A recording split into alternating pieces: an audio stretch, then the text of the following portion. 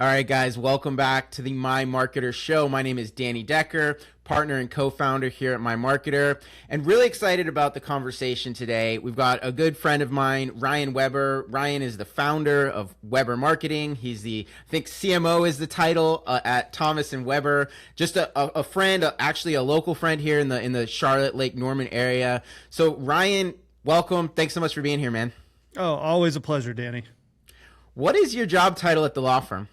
That's a good question. In my email signature, I put executive director. I try to put the most compelling title that I can because I kind of do it all. I'm married to the owner founder, so I can kind of do whatever I want. But essentially, I run all of our marketing. Probably a better title would be like chief growth officer because I kind of focus on the growth of the law firm. Everything outside of the walls, that's my world. Everything inside of the walls, I really don't do much with. I love it, man. And honestly, that's where I wanted to start the conversation is the law firm, because you guys are like just really phenomenally successful. So talk a little bit about the law firm. Tell us kind of what you guys do and all that. Yeah, so we started. It's a 30 plus year law firm. My wife became partner in 2020. Her law firm partner passed away in 2021. So in 2021, she took everything over. We've predominantly been real estate closings for the greater 30 years. You know, we'll do little things that come in.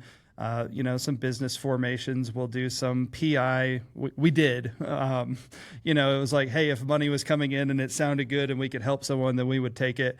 But now we really just focus on two main things, real estate closings and estate planning. And that's our big growth mover right now is estate planning. And where are you guys just in terms of personnel? Because I think you've grown quite a bit over the last couple of years. Yeah, I just took attorney headshots yesterday. 6 attorneys now. When my wife became partner, it was just her and the other partner. So we went from 2 to 6 since 2021.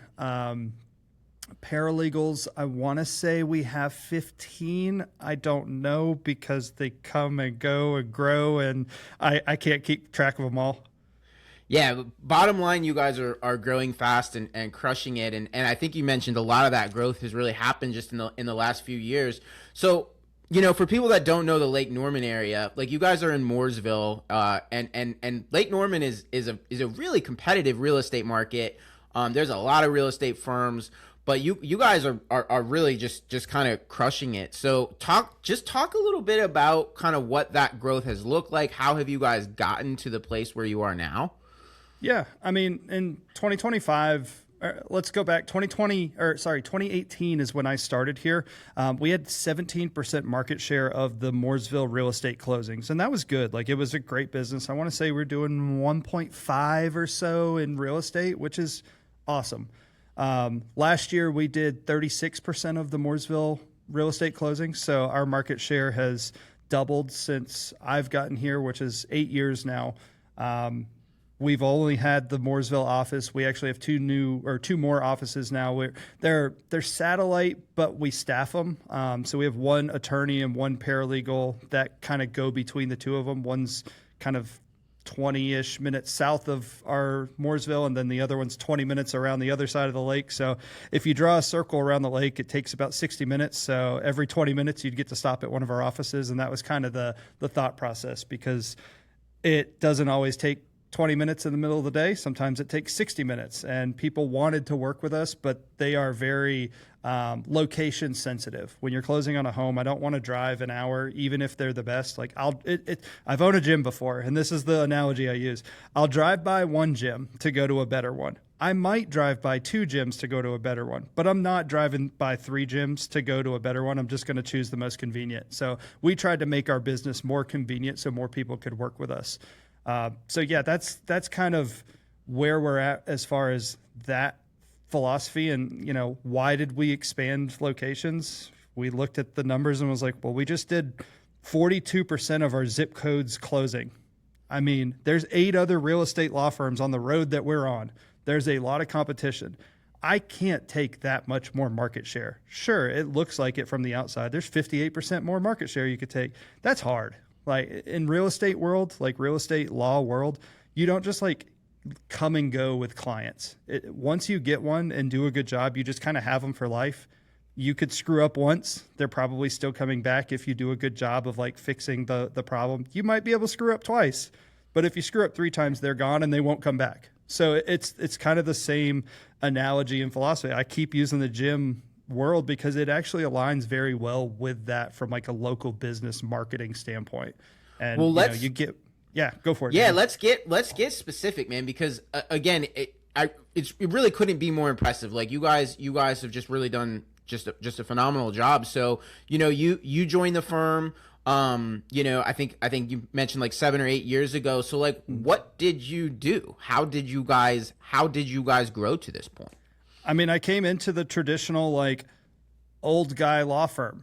They were recognized in the community. They had a website that was built in 1999, hadn't been updated. Like my wife's law partner was bald. In his photo on the website, he had hair.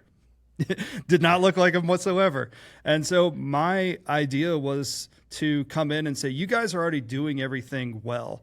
Let's just modernize you. Let's take you into the 21st century. Let's update your website. Let's start thinking about the search terms people are typing in on the internet, and let's start ranking number 1. At that time, I also was like making a big bet in video and social media because that was one of my main movers for the gym was I use social media to grow it. So I said, what if we did the same thing? Like, let's just modernize you. Let's get you on the internet. Let's answer FAQs. Let's be ranked in search.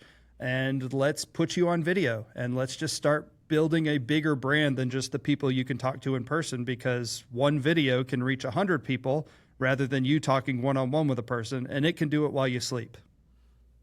I love it, man. And, it's funny because in 2026, it's like, oh, you bet big on video. That's like, that seems obvious, right? But I remember back in, I think we had conversations all the way back then, 2017, 2018, and it was not actually so obvious. And I remember one of the things you said that has stuck with me, which is like your philosophy was something like, look at what everyone else is doing and then do the opposite, basically. I still do that. We'll talk about that.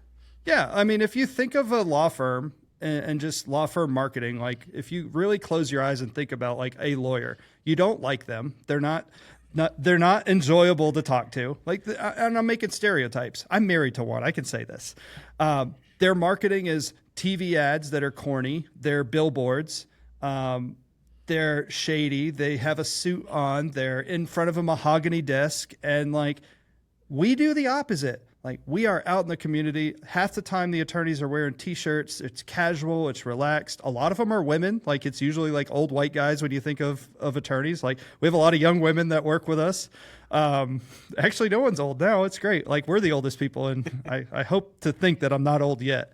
And just like attorneys don't do videos. They don't give away free information. They don't give away value. Like, I can have the law be taught on the internet so more people understand what the law is. We're not giving legal advice. We're helping them understand this is just the facts of the law. So if you have this situation, like, here's what you can expect. And so for us, it was just putting out that free, valuable information to answer FAQs that honestly, like, they were simple for us, but it was being asked and it wasn't doing any sort of attorney-client privilege or giving away any free legal advice. It was giving away what the law actually states from a credible source because they're a lawyer. Yeah. Well, okay, so I wanted to talk a bit about specifically YouTube because I know you guys have kind of been all over the place, right? You do a lot on like organic social. I see your stuff on Instagram, on Facebook, but YouTube has been phenomenal for you guys, right? And I was just checking out your channel before we hopped on here. It looks like you guys are well over 100K subscribers. Talk about YouTube, kind of how you got there and the role that plays in your business. Yeah, I mean, right here is my lovely 100,000 subscriber plaque. I consider it my greatest marketing achievement. And this is crazy to say because like I've done certain marketing. Like when I got here in 2018, I did digital marketing and added video, and we grew by $1 million in revenue. Like that is impressive. They did nothing else other than what we did. But I call YouTube the greatest marketing achievement because it was so hard. I mean, this took 6 years of posting at least one video every single week consistently, and it just was slow. And you'd have one video that would hit, and you'd get this major spike, and then you'd get so excited. And then you'd go for 3 months again and post, or honestly, 3 years again. And it's like 100 views, 1,000 views. Oh, 2,800. Oh, 475,000 views. I just made 16,000 subscribers off this one video. So we started by answering FAQs because the attorneys just kept answering the same question from real estate agents over and over and over again. I told them, why don't we just send videos out where you answer the same question rather than having to type it out? And I'm just going to save you 5 minutes a day by answering the same question by making a video instead. Then over time, we just started like trying to improve on YouTube one little step at a time. Like, let's learn titling. Let's learn thumbnails. YouTube is a click-first platform. You have to earn the click. This took me about 6 years to figure out. So, it's just like, I just gave a presentation last week to a group of 24 attorneys. And the way I explained it is, I just brute forced my way of learning. And if I just consistently do it, but not do it and don't look at it, do it and say, okay, based on this data, what's the next best thing I can do every time? You're going to learn the platform. Now I'm telling people what we did. So it's like, well, all that 6 years of knowledge, like I'm going to give it to you. You're probably going to take a year rather than 6 years because, you're still going to have to learn a couple certain things that we did. Yeah. So the whole channel is focused specifically on real estate law. You guys are over 100K subscribers, and I love it for a bunch of reasons, but maybe this is my favorite piece of this whole thing. One, the law in general is most people would consider pretty boring.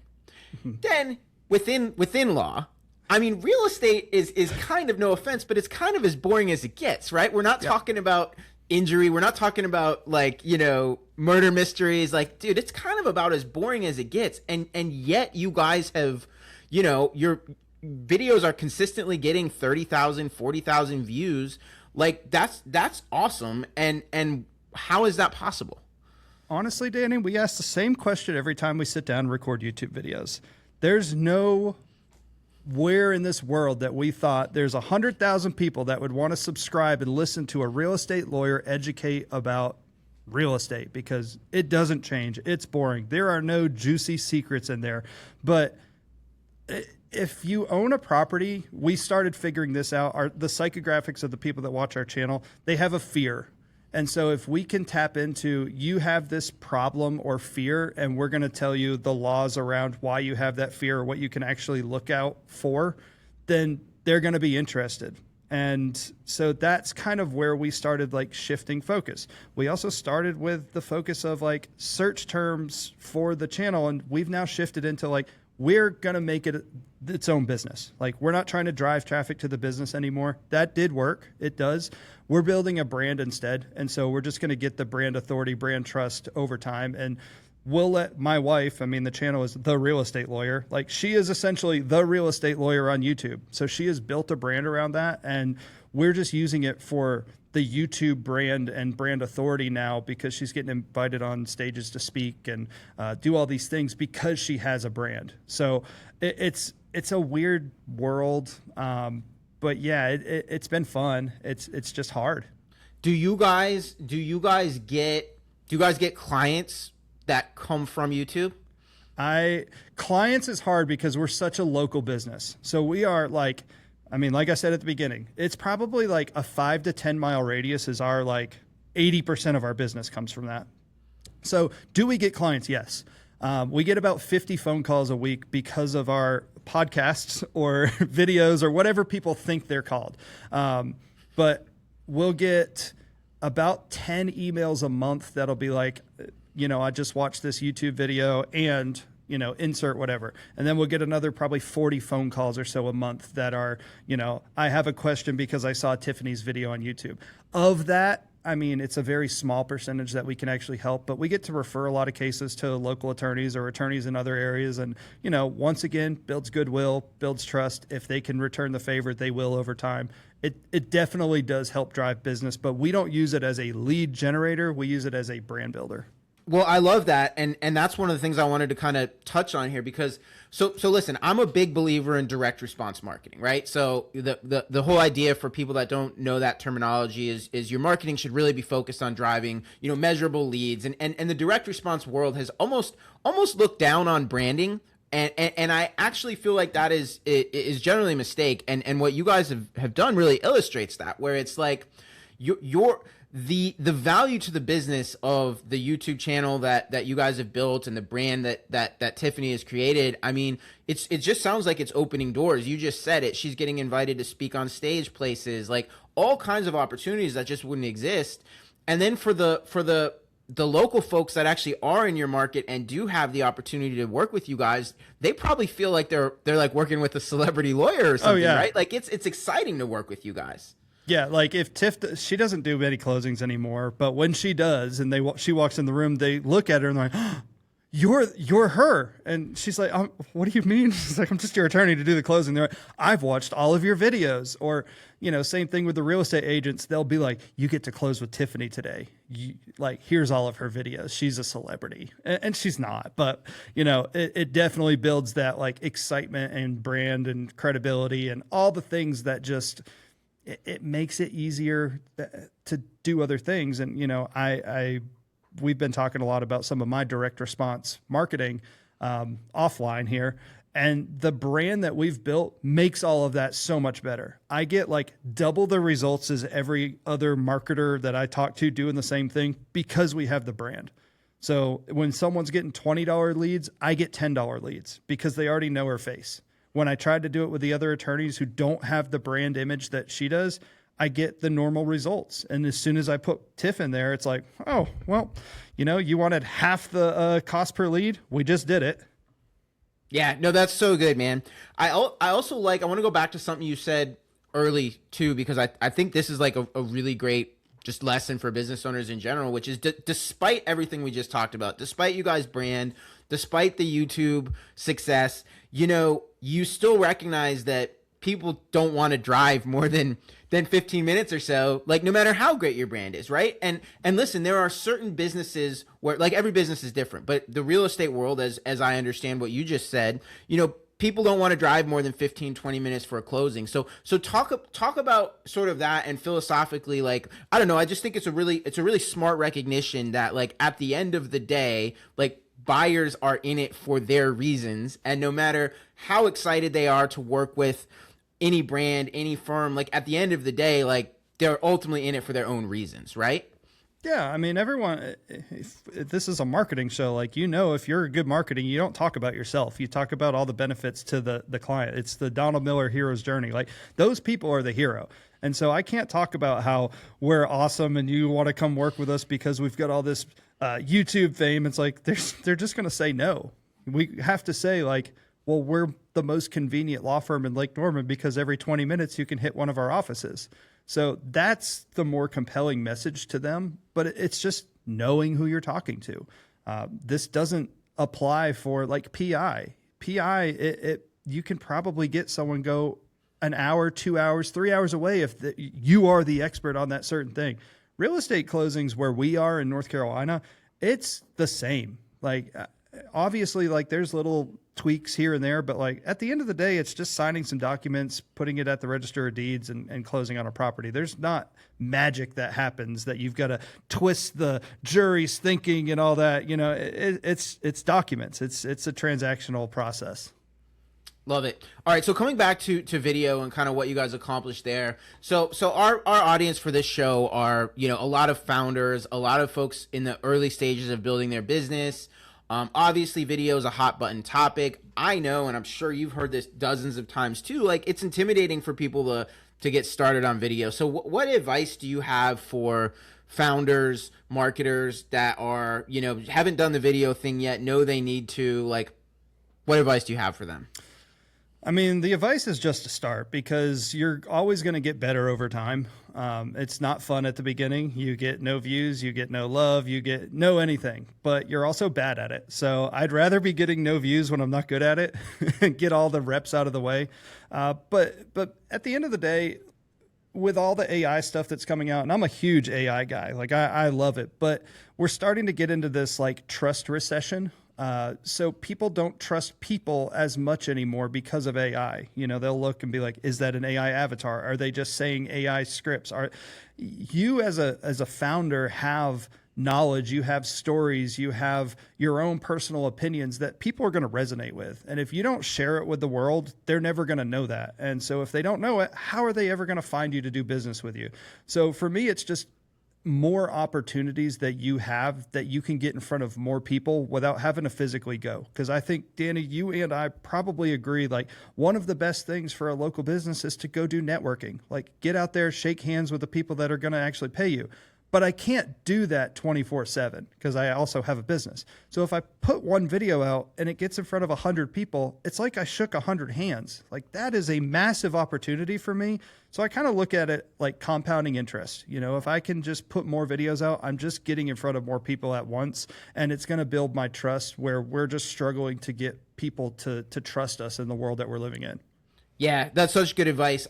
We're definitely seeing it. I'm definitely seeing it. Just I'll call it a backlash, honestly. Like there is so much AI content out there, and same as you. I'm a big fan of AI, and we teach our team how to use AI. But I also think it's I don't know, generally speaking, a mistake to go too far down that road when you're producing content, because at the end of the day, like you could fool people for a few months, but at this point, like we know the signs of AI, right? And Yeah. and there's so much skepticism, and so man, I'm a huge fan of humans getting on camera or writing an article or posting on social media or whatever. And honestly, the fact that it's like not perfect is a competitive advantage at this point, right? Because like for me, that's actually the first trigger of oh, this must be AI, when it's too perfect and it's too polished. So I love that, and I agree. Like lean into it, make mistakes, be vulnerable, grow.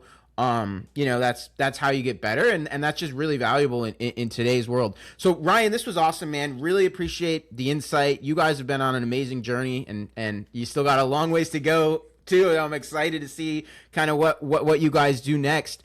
For folks that are listening, want to connect with you, want to learn more, want to learn from you, what's the best way for them to do that? Every week I put out a YouTube video. I try and just share like some of the things that I'm doing or see or practicing on YouTube. So it's just at Ryan Weber on YouTube. You'll just see this face, and I generally just talk about things that I'm playing with and actually doing and seeing. Love it, man. All right, so I'm going to leave you with the question that I ask everybody on this show, which is, all right, if there was one thing that you could make sure that just every founder out there understood and believed about marketing, if you could just push a button and you know, teleport this thought in everybody's mind, like what do you wish every founder understood about marketing? What works for other people isn't going to work for you. So even if you hear us talking about YouTube and it works for us, it might not work for you. Just because Danny knows how to do ads and this and that, like it might not work for you. So you have to find the one thing that you're good at and hammer that one thing over and over again. And don't get blinded by doing all the other cool things that sound like they could be working because this other guy I know is doing it. So find your thing, stay in your lane, and just get really good at that one thing before you move on to the next. Love it. Ryan, thanks so much for joining us, man. Always. Thanks for listening to the My Marketer Show. Hope this episode was helpful. Stay tuned for more great content in the future. Please be sure to like and subscribe. And as always, if you would like to add a world-class virtual marketing assistant to your team, you can get started at mymarketer.com. Mention the My Marketer Show and we will waive the startup fee. Thanks for listening, and we will see you next time.